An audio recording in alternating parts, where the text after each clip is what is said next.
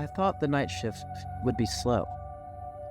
Storms usually keep people home. Then the ambulance doors burst open.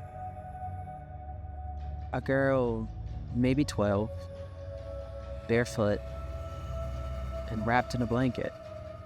Ash was smeared across her skin like fingerprints. But she wasn't burned. She smelled like smoke, like something had followed her out of a fire. It was the bedroom window, the second floor. She had jumped. I grabbed the stretcher and helped wheel her back. Her knees were scraped raw, and there were glass in her hair. Her hands clenched tight like she'd been holding on to something. What happened? I asked. There was a house fire. Her parents didn't make it. Instantly, my stomach dropped, and I asked if anyone else was inside. That is the weird part to me. Fire department says it did not spread normally, just one room, like something burned only where it wanted to. When we cleaned her up, the suit would not fully come off. It felt like it was under her skin. She was unconscious this whole time, except once. She said, "He is still here.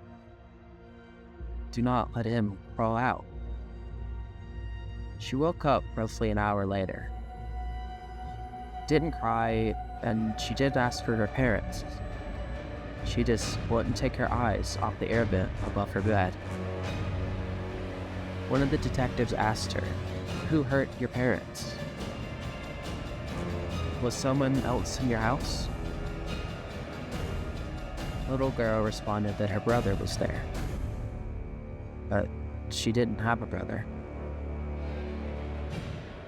"He lives in the walls.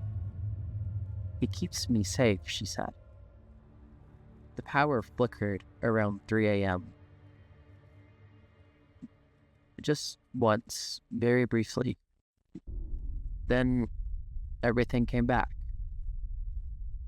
But the hallway smelled wrong. It smelled like burned plastic. It was like a match had just gone out.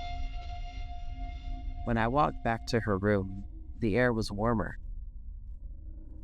It was too warm for a hospital. The door had been slightly opened, and inside the smoke alarm was chirping. There was ash on the floor. Little black flakes, like snow. The detective was on his knees near the bed, not moving, with gray skin and eyes wide. It looked like all the air had been sucked out of him. There's no burns, just an empty shell, like something stole the oxygen straight from his lungs. Then I heard it, from inside the walls, scratching, slow, dragging. The girl sat upright calmly. "It is okay. He does not like strangers," she said. The metal grate bit outward, just a little bit, then more, like something inside was pushing. A hand slipped through, too long and blackened. It was cracked like charcoal, smoke leaking from the gaps. Then the rest of it unfolded out, tall and thin.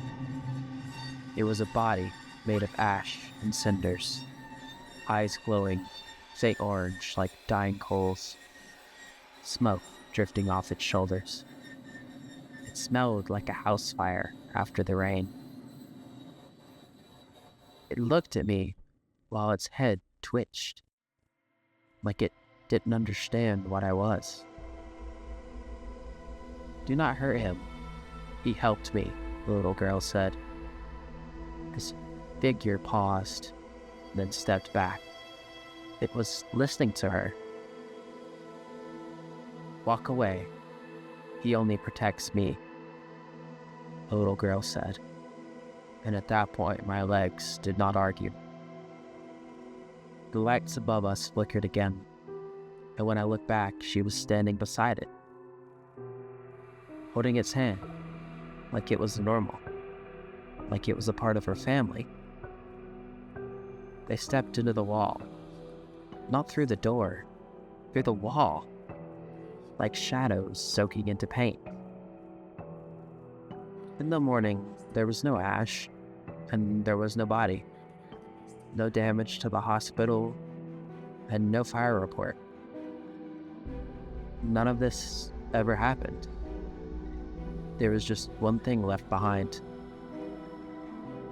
On the hospital bed, a children's book. The edges had been burned slightly, but it was still warm.